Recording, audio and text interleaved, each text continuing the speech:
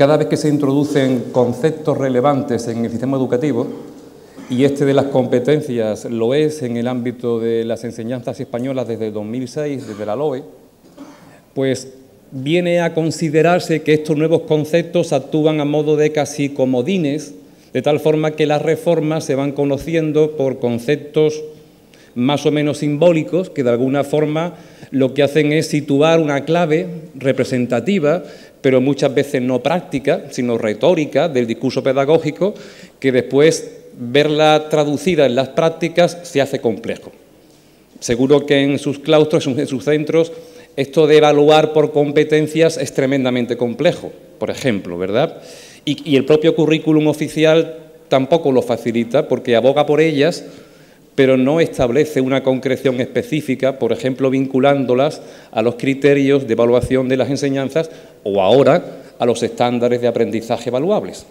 De ahí que el bueno de Juan Ramón, cuando decía inteligencia dame el nombre exacto de las cosas, invocaba un poco una cuestión que también nos puede venir bien hoy, que entendemos por competencias, que entendemos por éxito, y estos conceptos cómo lo traducimos en la práctica diaria.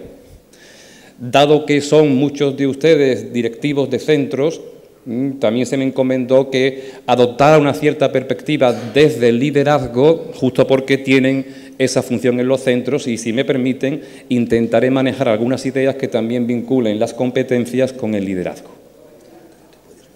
¿Me puedo mover? Tengo que estar por aquí arriba, pero me muevo por aquí, gracias. Bueno, pues les adelanto las cuestiones que me parece que nos podrían dar algún juego. Una primera idea que quise ser muy conciso: las competencias son conocimientos, porque parece que se aboga por una deletérea consideración de las competencias en el sentido de que caen como agua de mayo y que no tienen entidad de conocimientos, sencillamente porque no se asimilan a un conocimiento de hechos, sino que son conocimientos aplicados.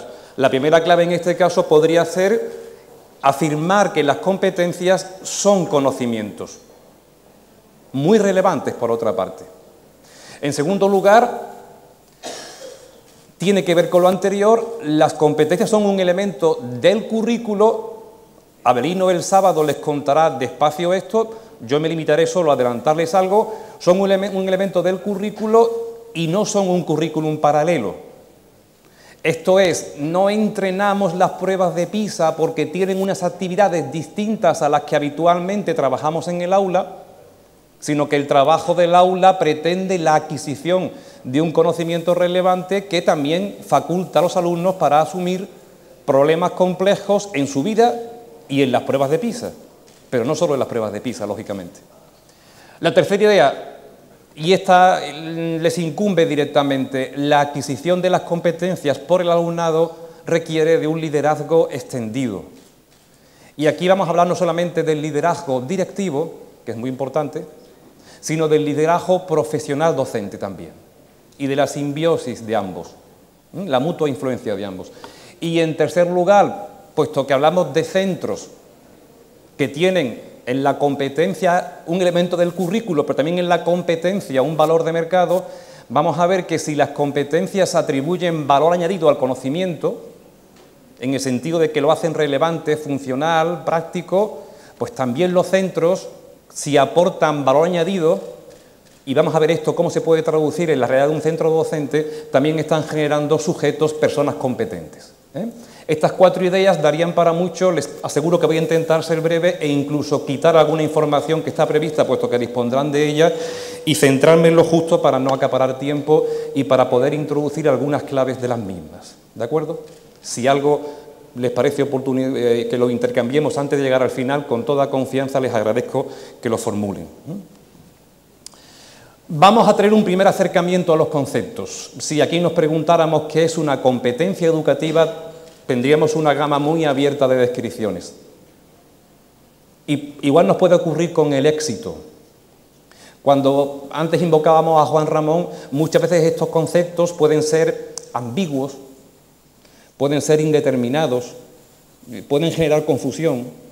Si tuviésemos que hacer un esfuerzo en situar cómo entroncamos competencias y éxito, diríamos que El discurso de las competencias está situado fundamentalmente en la enseñanza y el aprendizaje, más que en la planificación, más que en las programaciones, más que en los papeles.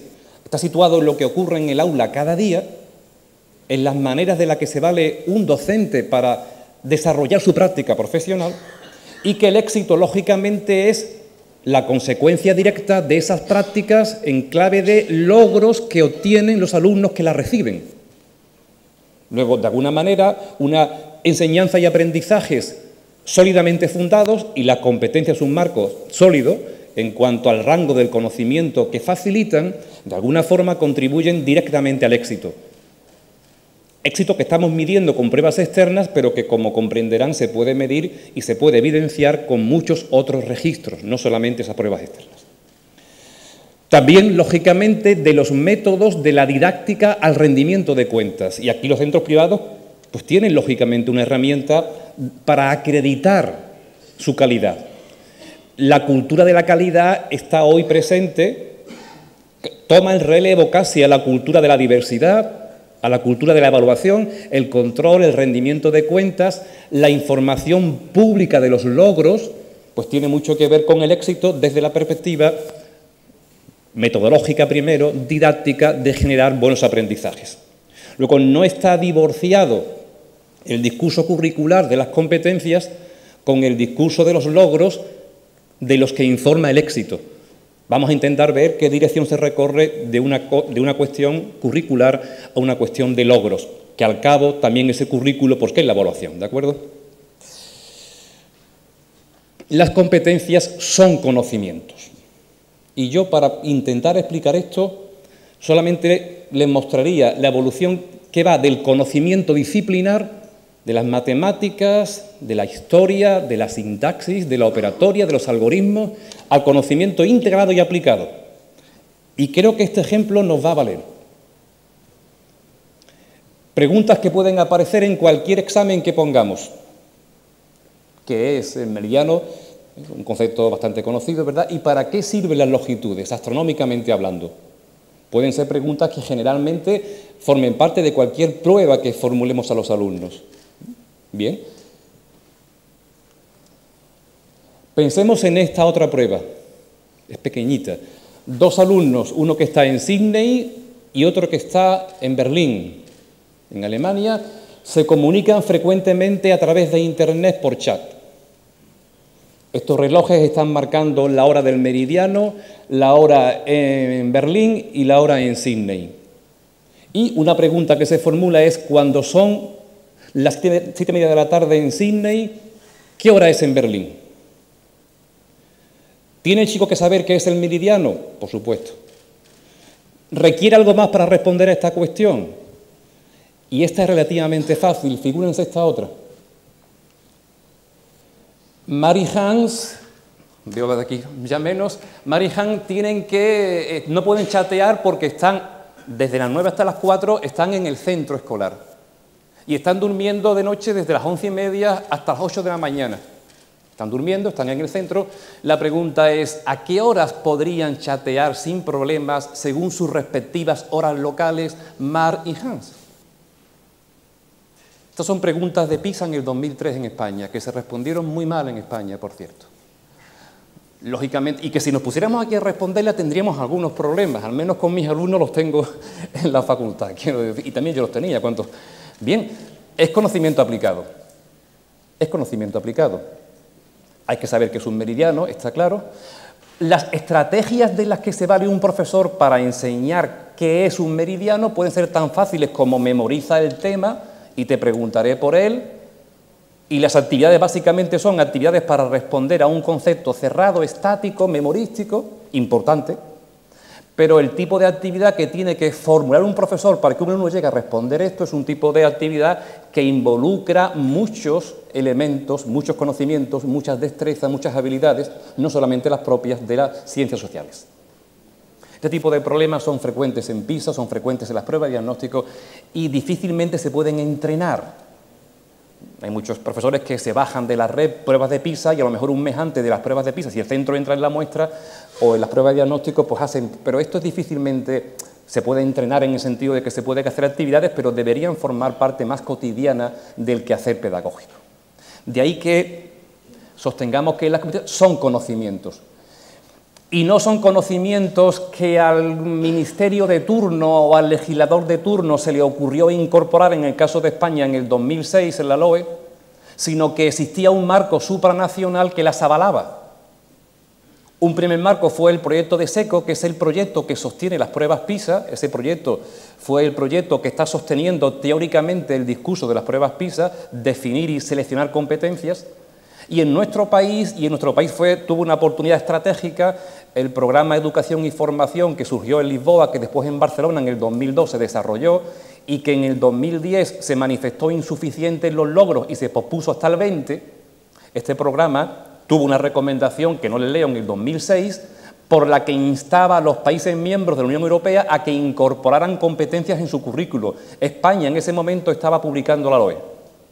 Y tan es así que este elenco de competencias, que fue el que se recomendó para toda la Unión Europea, se parece muchísimo al que estaba en la LOE y mucho más al que va a estar en la LOMCE, que después le mostraré brevemente, porque la LOMCE ha retomado esta recomendación europea de forma más directa que la LOE.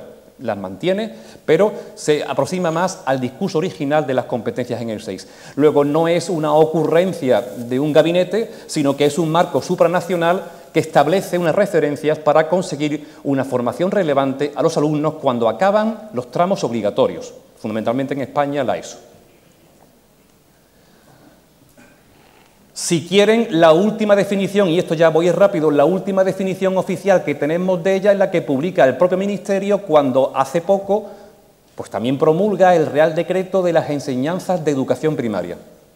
Como ustedes saben, eran miles de páginas que después se han dividido en primaria, secundaria, bachillerato, porque era muy poco manejable ese currículo. Bueno, combinación de habilidades, conocimientos, motivaciones, valores éticos que se movilizan conjuntamente para llevar a una acción eficaz. Bueno, como no quiero que nos ocupemos en cuestiones muy teóricas, solamente decirles que, fíjense, una expresión que está un poco así subrayada en color amarillo: es indispensable la comprensión del conocimiento presente en las competencias. Para que el conocimiento pueda aplicarse es fundamental conocerlo antes. Luego no se denosta, no se diríamos que se deja, no se invalida el conocimiento, sino que se establece como un marco de referencia para su integración con otros conocimientos y preferentemente para su aplicación. Les voy a dejar, y no entramos en ellos, algunas cuestiones que tienen que ver con este discurso, pero que, como les digo, no va más allá de lo que les he dicho y que creo que pueden ver después con toda tranquilidad. Segunda cuestión. Las competencias son un elemento del currículo. Lo acabamos de decir, no son un currículum paralelo o complementario como es habitual entender. Y miren, el currículum español actual, y que me perdone Avelino si le cojo un poco de terreno, pero él hará otras cosas porque lo conozco bien, los elementos del currículo español en estos momentos son los que están aquí. La novedad más relevante es esta. Las competencias ya estaban en el 2006, se van a reformular ahora, pero básicamente hay un borrador de orden que está trabajándolas, pero muy poco definido. Objetivos, contenidos, métodos, criterios, y la gran novedad son estos estándares de aprendizaje que no son otra cosa que la concreción de los criterios de evaluación. Lo que ocurre, y esto sí conviene tenerlo presente, que estos estándares, que están muy vinculados a las pruebas finales de etapa, tienen otra intención explícita, y es normalizar en España el sistema educativo. Porque estos estándares los fija el Gobierno para todas las administraciones. Tienen carácter básico para todas las administraciones. Y los fija para sexto de primaria, cuarto de secundaria y segundo de bachillerato. De tal manera que todos los centros en España tienen estándares para esos niveles. Otra cosa son los niveles precedentes. Y las pruebas finales españolas de evaluación, las reválidas, que podríamos decir en términos coloquiales, tienen como referente estos estándares de aprendizaje. ¿De acuerdo? Luego, la intención de los estándares también es normalizadora. además de estandarizar el conocimiento. Aquí podríamos hablar mucho. Solo a modo de ejemplo, bueno, como les decía, el marco de competencias actual se parece bastante al marco de competencias de la LOE, solo que las competencias en ciencia y tecnología se vinculan a matemáticas en una competencia mayor y se reducen a 7. Pero no hay significativas modificaciones del cuerpo de competencias que actualmente está incorporado al currículum de la LOE. ¿De acuerdo? Aquí tienen un ejemplo en el que tampoco voy a entrar. Este es el actual currículo de la LOMCE, donde fundamentalmente se manejan competencias, criterios de evaluación y estándares. Les he cogido un ejemplo de lengua en primaria, fin de etapa, no vamos a leer, donde aparece un contenido, aparece un criterio vinculado con él y aparecen estándares. Todo es así. Eso quiere decir que por lo menos la concreción de lo que se espera como logro es mucho más operativa. Este es para lengua y este sería para matemáticas, pero solamente como referencia para que lo conozcan.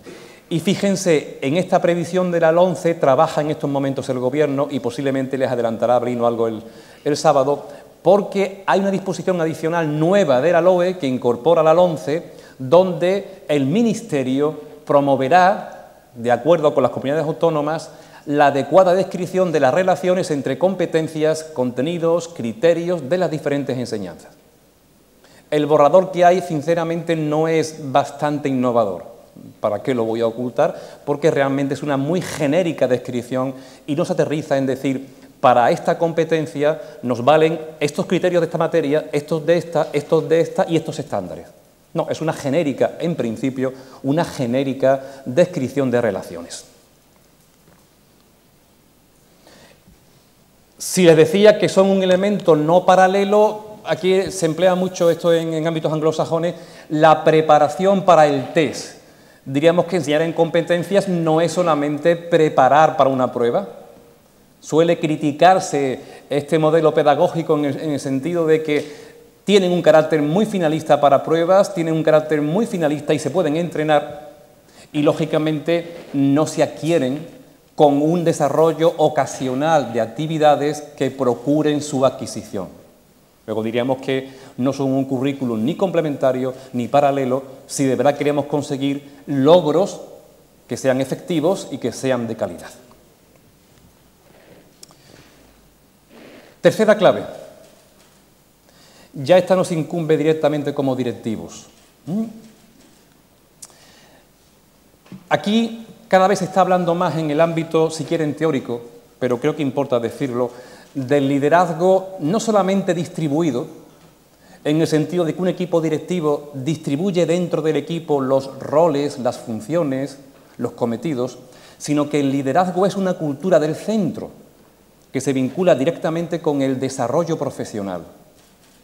De tal manera que el liderazgo directivo se acompaña del liderazgo docente y este encuentro, esta cultura del liderazgo que anima el funcionamiento de un centro, lógicamente genera un liderazgo extendido y, por consecuencia, un desarrollo profesional de unos y de otros, de directivos y de docentes. Si tuvieron el interés de leer el informe McKinsey, que fue tan conocido, ¿qué hacen los sistemas y los centros que triunfan? ¿Dónde están las claves de los centros que triunfan, de los sistemas que tienen éxito? Este informe sostiene que solo la enseñanza en clase influye más que el liderazgo educativo de un director o directora. Solo la enseñanza en clase. O sea que la relación causa-efecto en los logros, salvo la práctica docente, nada queda, diríamos que por encima de la influencia que tiene el desempeño de los directores de los centros. Tanto es así que si un centro no cuenta con un director eficiente, las escuelas tienen pocas probabilidades de poseer una cultura con altas expectativas o de esforzarse en la mejora continua. Diríamos que la variable dependiente, en este caso de la dirección, tiene una muy relevante influencia en los logros.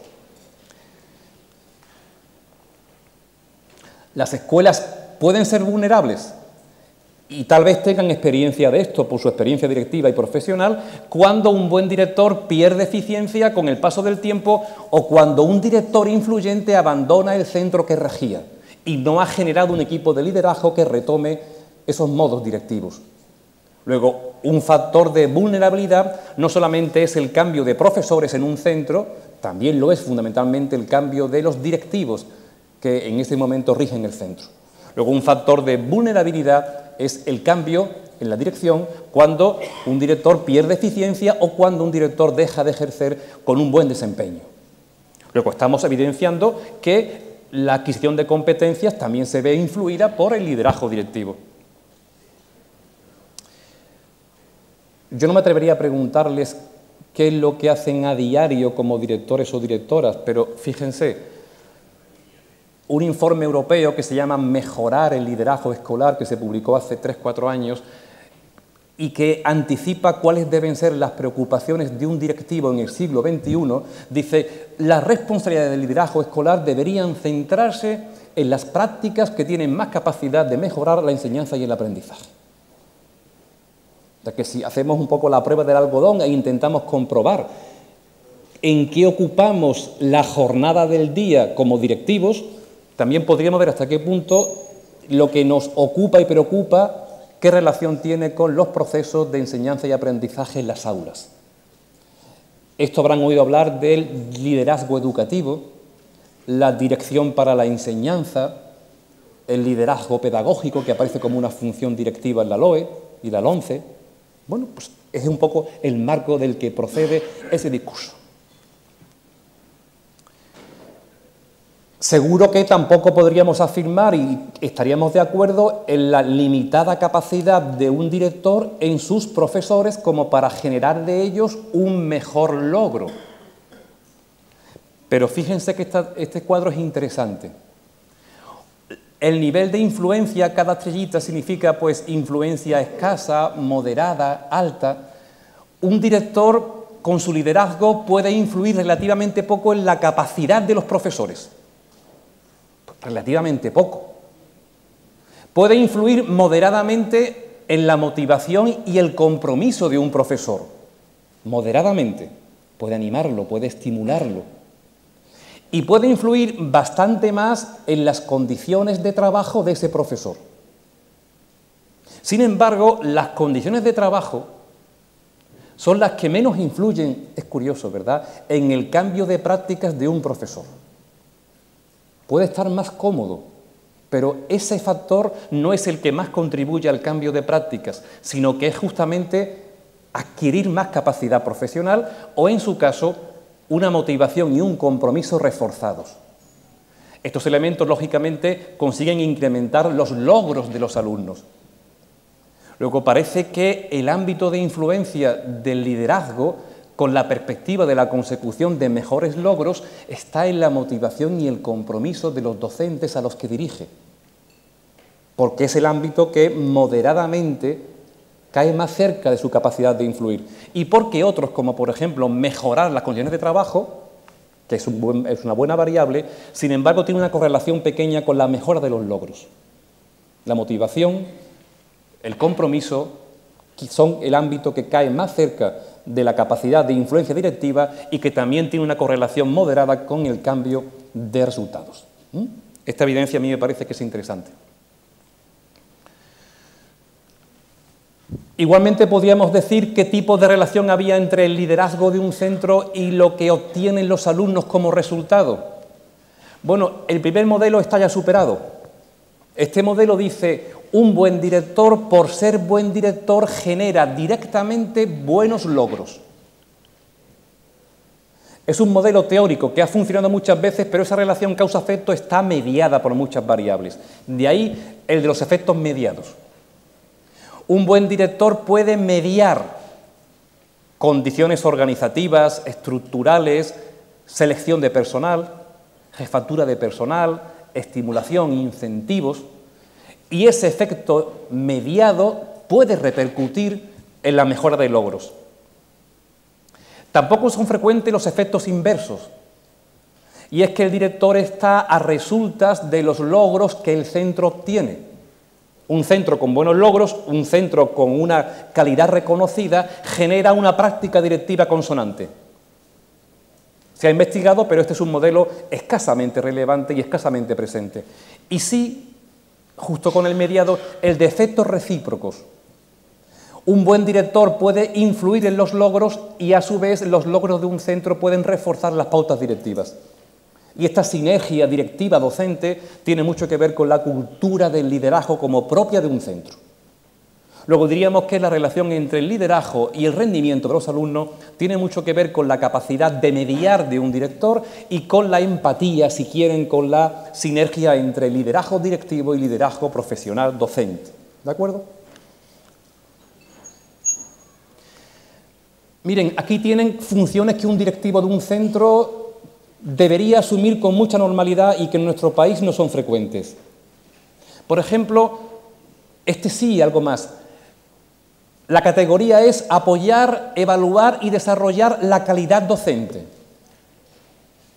También podríamos ahora en el turno de palabra evidenciar hasta qué punto muchos de ustedes supervisan y evalúan docentes.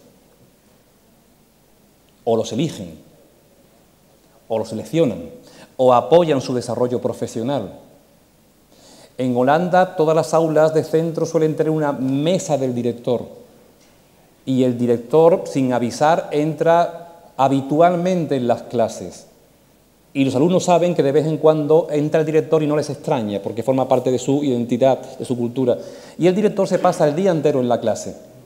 Y a la semana siguiente llama al director por la tarde y le dice, bueno, he notado que llevaba la tarea planificada, has asumido bien las cuestiones que han sido un poco así espontáneas, te has desenvuelto bien, te he visto desarbolado.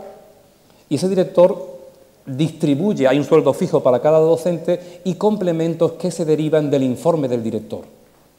Lógicamente, bueno, pues no es que aboguemos directamente por ese modelo, pero sí que es cierto que ese director está ejerciendo, porque otros perfiles directivos se encargan de la administración y la gestión, lógicamente, y ese director tiene una sólida formación en ámbitos de supervisión, curriculares, organizativos.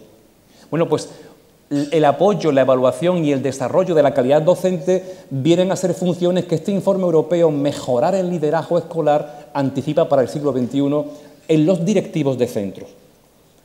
Son más conocidos estos, bueno, fijar metas, evaluar, rendir cuentas.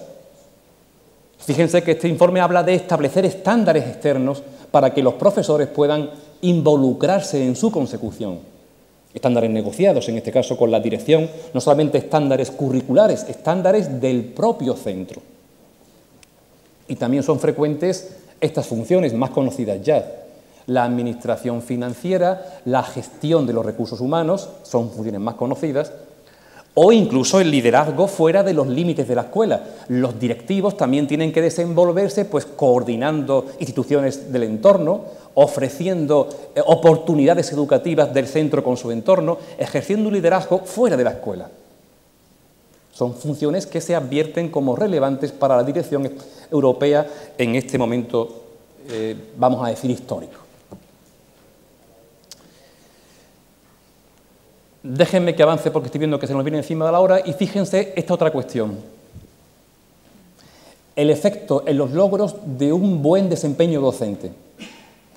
Miren, tienen ahí una escala de 0 a 100 y alumnos que pueden estar en un porcentaje intermedio y tienen abajo un profesor con bajo desempeño y arriba un profesor con alto desempeño. Un alumno con 8 años y ese mismo alumno con 11 años. Un alumno que recibe enseñanza con un profesor de bajo desempeño puede perder, fíjense, en 3 años, qué diferencia puede haber entre uno y otro cuando empezaron en un punto común. 52 puntos porcentuales son aproximadamente el conocimiento de 2 cursos escolares, curso y medio. Fíjense el efecto del bajo desempeño. Y este efecto del bajo desempeño es especialmente significativo si se verifica en los primeros cursos de la escolaridad. Luego, en los logros de los alumnos también tiene una muy relevante, muy directa influencia el carácter del desempeño docente que está enseñando, que está desarrollando las prácticas con estos alumnos. Y última clave, valor añadido.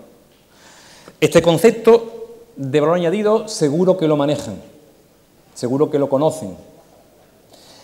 Hay muchas maneras de acercarse a él. De hecho, tiene mucha relación con otro concepto que es el índice social, económico y cultural, que viene a ser la corrección que se quiere establecer cuando se informe públicamente de los rendimientos de los alumnos socialmente. Bien, si el valor añadido de un centro, de las competencias, como les he intentado adelantar antes, es hacer del conocimiento un saber aplicado, diríamos que en el caso de los centros es lograr que salgan de nuestros centros personas competentes. Y solo 3 ideas para ir cerrando. Los centros que consiguen éxito, y esto es una evidencia de la investigación, no solamente es una presunción teórica, son los que tienen las personas más aptas para ejercer la docencia. Fíjense que la selección de personal es fundamental. Las que las desarrollan en el centro hasta convertirlas en instructores muy eficaces, porque pueden tener, cuando inician la práctica profesional, poca experiencia, y las escuelas que garantizan un sistema interno o un sistema educativo general que garantiza la mejor instrucción posible a todos los alumnos. Esta es, diríamos, la intensificación de la enseñanza.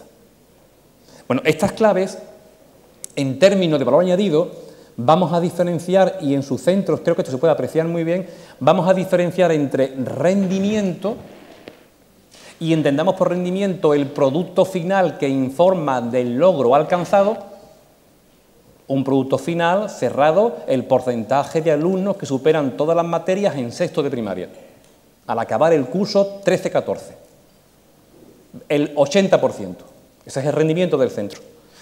Y el valor añadido, lógicamente, es los logros obtenidos en función del nivel de la expectativa que teníamos cuando empezábamos a trabajar con esos alumnos. Porque, claro, alumnos capaces de conseguir mucho pueden conseguir altos valores, pero que queden por debajo de los que podían haber conseguido. Cada vez es mayor la preocupación por este valor añadido, porque esta es la aportación relevante de cada centro. Tendría poco valor un centro si no consigue más allá que aquello que era esperable. De hecho, las pruebas de PISA, las pruebas de diagnóstico, hablan de un valor esperable y de un valor conseguido. Y si, por ejemplo, en PISA el valor esperable, el valor medio es 500, y un centro con altas expectativas, con alto nivel económico, podía llegar a una media de 540 puntos y se queda en 510, pues sí, está por encima de la media, pero es que podía haber llegado a 540. Luego, este centro ha aportado poco valor, aunque su nivel de logro quede por encima de un rendimiento medio, ¿de acuerdo? Luego, considerada la influencia de variables culturales, por ejemplo, el propio nivel de los alumnos que tienen en sus centros, el valor añadido, lógicamente, establece una aportación peculiar para evidenciar la influencia del centro en los logros que obtiene. Y lo podíamos cerrar fundamentalmente así. Aunque no sea factible, porque no lo es realmente, decir qué elementos de un centro atribuyen valor y si esos valores del centro se podrían llevar a otros para que produjeran el mismo efecto, esto es inviable porque el valor añadido depende de cada centro, no es generalizable, lo que funciona en un centro no tiene por qué funcionar en otro. Pues reconociendo que es difícil generalizar factores de valor en todos los centros, lo que sí es clarísimamente cierto es que se puede advertir qué centros tienen calidad porque aportan valor desde sus propias y singulares prácticas. Y ese valor tiene como consecuencia el incremento del éxito. Luego, este concepto también es un concepto que, discúlpenme la rapidez con la que voy, pero que no quería dejar de presentarles. Y fíjense, antes de que entremos en el turno de intercambio, que a mí me parece que es más rico que lo que yo pueda decirles, fíjense que Juan Ramón acababa el poema diciendo, no solamente dame inteligencia con su jota heterodoxa, ¿verdad? No solamente dame el nombre exacto de las cosas, sino dame el nombre compartido de las cosas, dame el nombre pues, tuyo, suyo y mío de las cosas. Si nos hemos puesto un poco de acuerdo, y si no lo intentamos ahora, pues me imagino que en algo le habremos correspondido a Juan Ramón. Muchísimas gracias.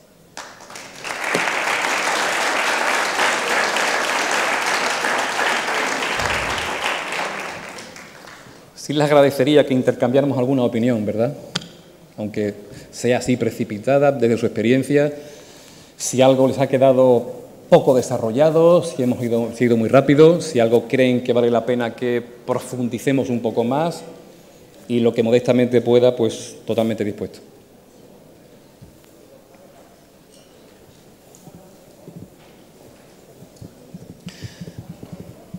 Vamos a hacer como en el cole, el que habla tiene 2 puntos más, ¿eh?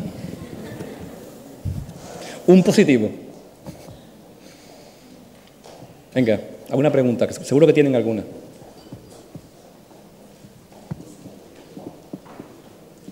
Que he dejado cosas justamente para reservar este tiempo, ¿eh? Me ha parecido excelente la exposición. Lo primero, felicidades. Muchas gracias.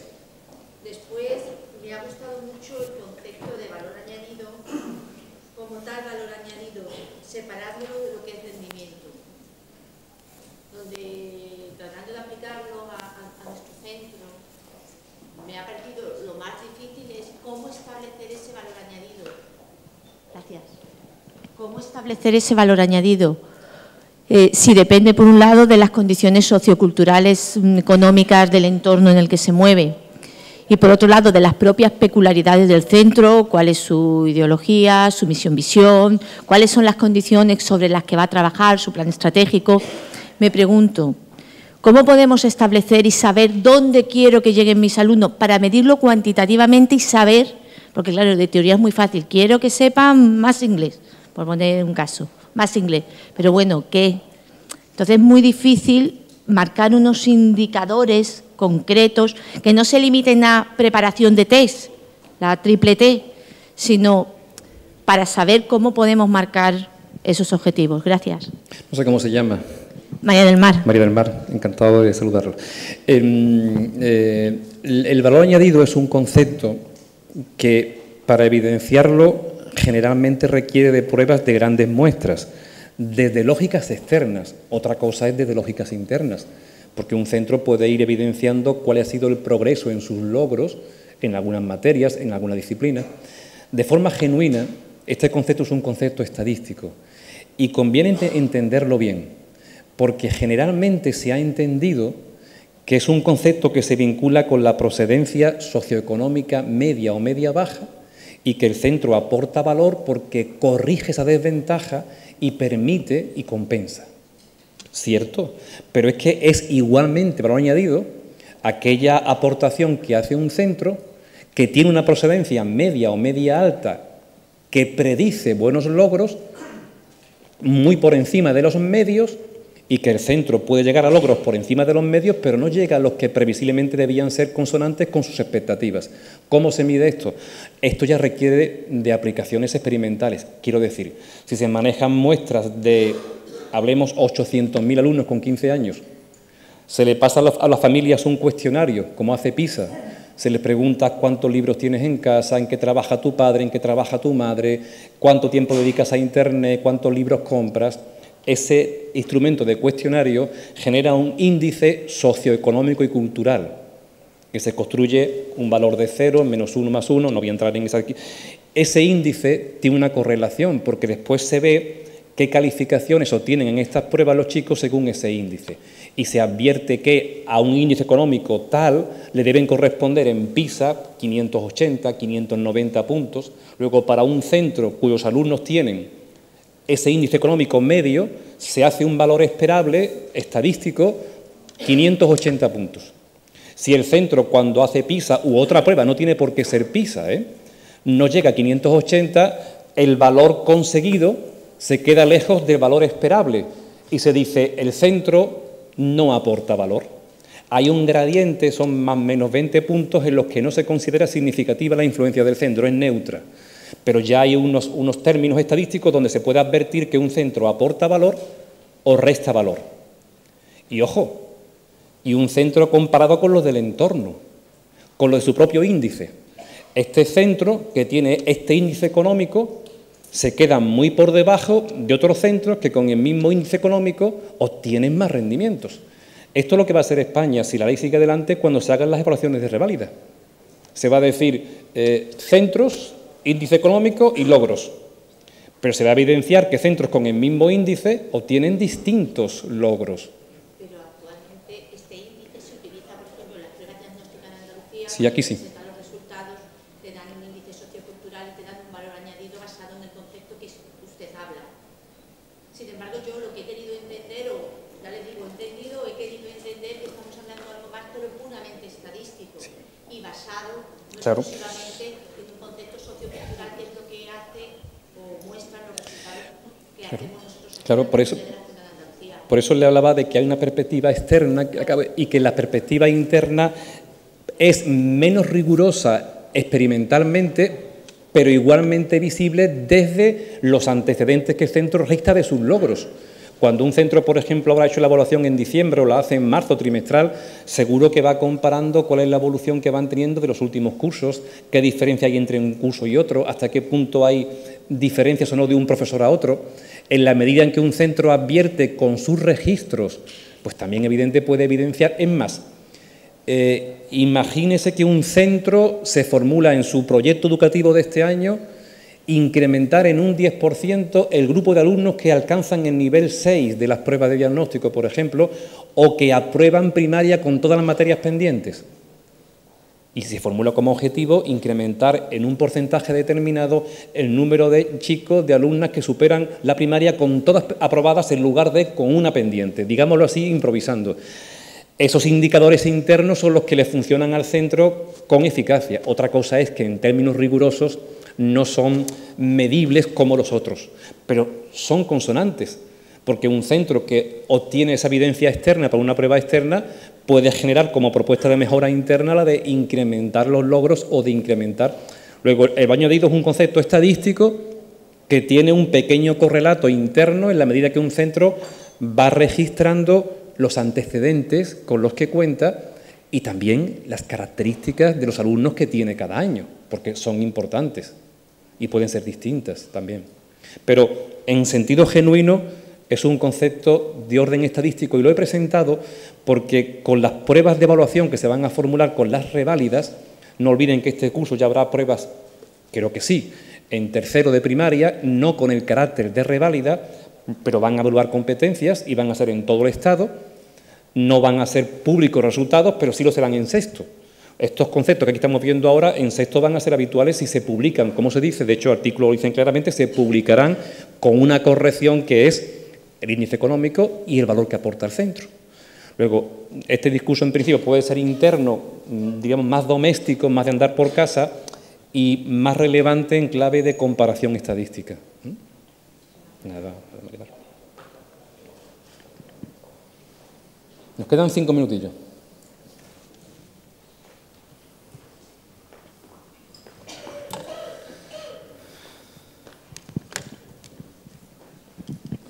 Hola, buenas tardes, Antonio. Buenas tardes. Enhorabuena por tu exposición. Muchas gracias. Soy Mañico, vengo de Zaragoza. Quería preguntarte que en el contexto socioeconómico y cultural que nos movemos ahora en España, si tuvieras que apostar por una dirección en un centro privado, ¿hacia qué lado te ubicarías? ¿Hacia un director gerencialista, empresarial o un director más pedagógico? ¿Que huela a pólvora o que huela a lápiz?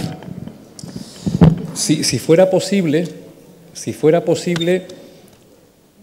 bajo la dependencia del director pedagógico existiría un administrador.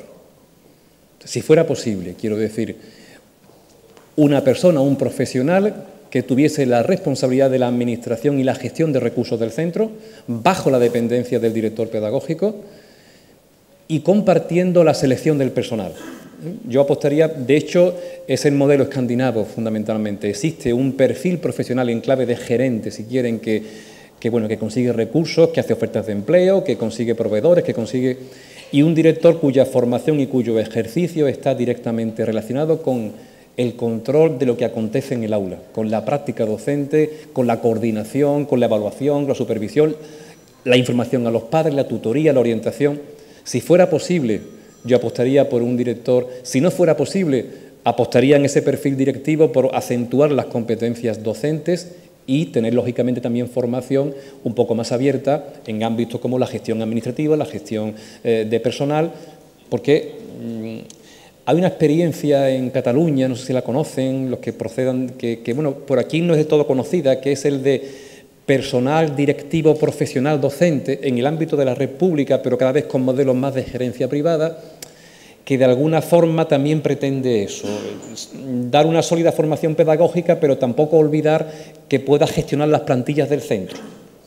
Luego, si fuera posible, yo delindaría los perfiles, quiero decir, una gerencia convencional para la gestión, diríamos, de recursos y una dirección preocupada, sostenida en la enseñanza y el aprendizaje, en la coordinación, en la transición entre etapas, en la vinculación con la universidad y, bueno, esas funciones compartidas. Y si no es posible, pues reunirlas en el mismo perfil, pero subrayando las competencias de orden pedagógico. En los países escandinavos es un poco así. No es que sea, fíjense, los centros privados cuentan con una gran ventaja, quiero decir, el hecho de que se impartan las mismas enseñanzas en el mismo tipo de centro sin transiciones, o sea, que se pueda impartir la primaria, la secundaria en el mismo centro, diríamos que es una condición de eficacia mayor que si están las enseñanzas con transición entre un centro y otro. Aquí hay muchos factores, porque en los países nórdicos tienen toda la enseñanza obligatoria en el mismo centro. Y es un factor muy relevante para el éxito, porque es el mismo modelo educativo. No hay transiciones entre la primaria, la secundaria,